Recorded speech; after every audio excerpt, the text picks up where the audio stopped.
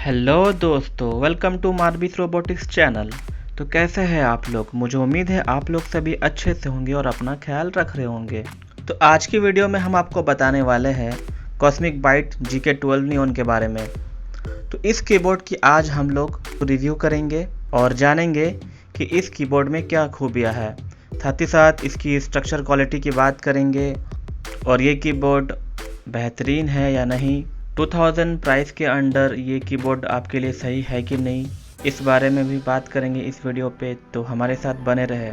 शुरू करने से पहले मैं आपको एक बात बता दूं कि मैंने पिछली वीडियो पे आपको इस कीबोर्ड का अनबॉक्सिंग करके दिखाया था, तो अगर आपने वो वीडियो नहीं देखा है तो प्लीज़ जाकर आप देख सकते हैं। तो चलिए शुरू करते हैं। तो सबसे पहले हम यहाँ बात करते हैं यहाँ इसके ऊपर एक बार के बारे में, जो कि ये काफ़ी लाइटिंग कर रहा है। मैं आपको यहाँ एक बात बता दूँ कि ये जो पूरा जिस पे कीज सारे अटैच है, वो ऊपर का जो बॉडी है वो पूरी मेटल की है।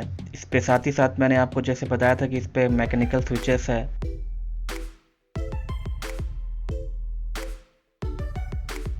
और यहाँ पे हमारा जो USB 2.0 केबल है वो गोल्ड प्लेटेड है, फुल्ली गोल्ड प्लेटेड है, काफ़ी अच्छा है, क्वालिटी भी काफ़ी अच्छी है। आपको मैं दिखाता हूँ हर एंगल से कि ये कैसा है। Okay, perfect, nice, awesome. मैं तसल्ली कर लेता हूँ हर एक चीज़ की।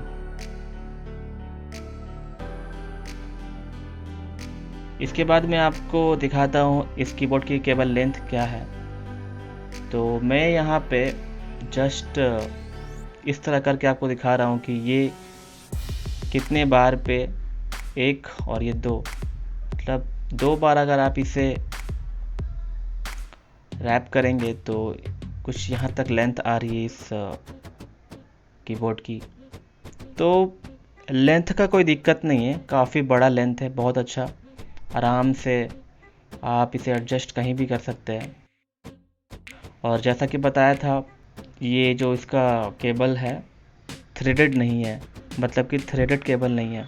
फिर यहाँ पे मैं आपको हर एंगल से दिखाता हूँ अच्छे से कि इसकी जो नीचे की क्वालिटी है वो भी काफ़ी अच्छी है, बहुत अच्छी है। शाइनिंग करने के साथ साथ काफ़ी अच्छा लग रहा है।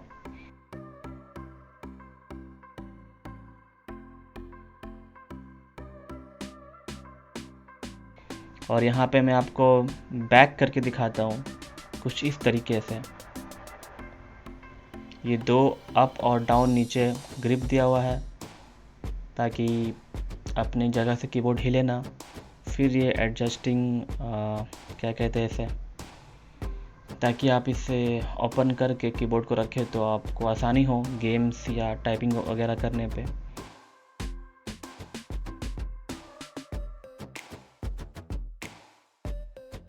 इस पे भी ग्रिप दिया हुआ है।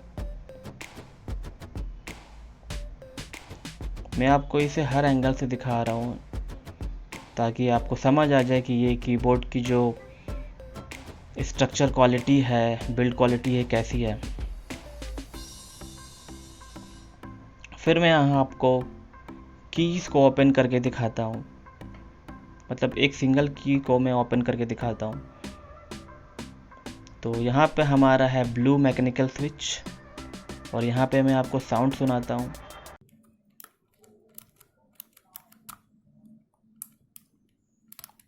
Sound test. और इसका पीछे का कुछ इस तरीके से है।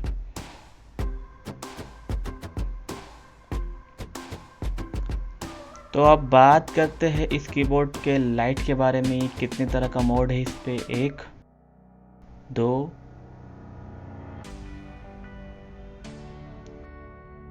3 जो कि ये स्टेबल है,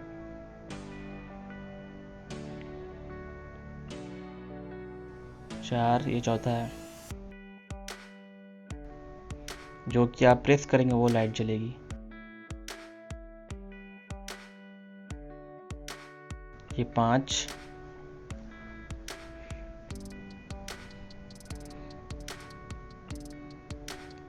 ये 6,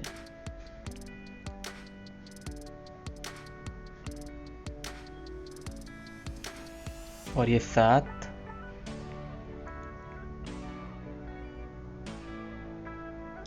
8, 9,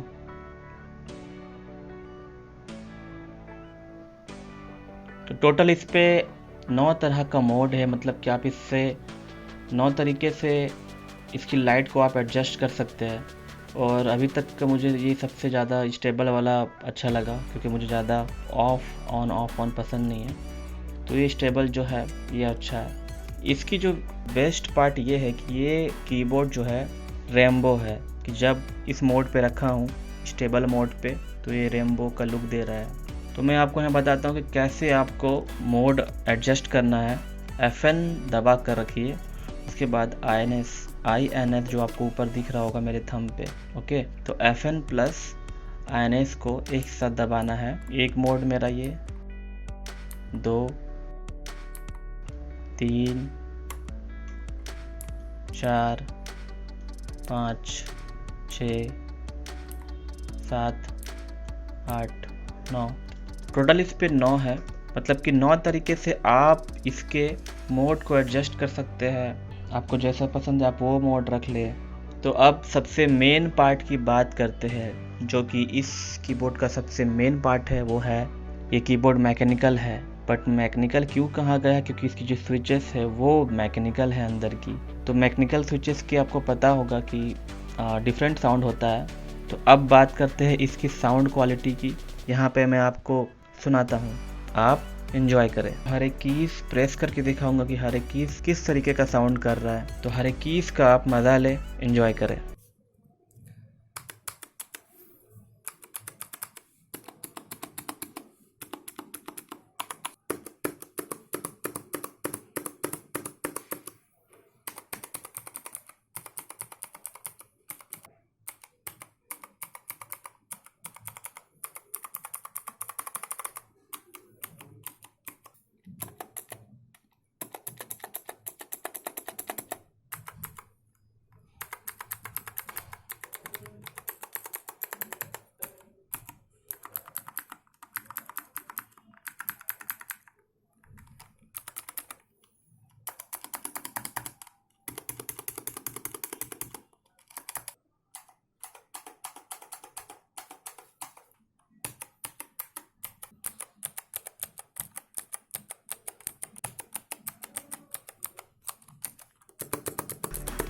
स्पेस बार की तो बात ही निराली है, काफ़ी अलग साउंड है स्पेस बार बटन की।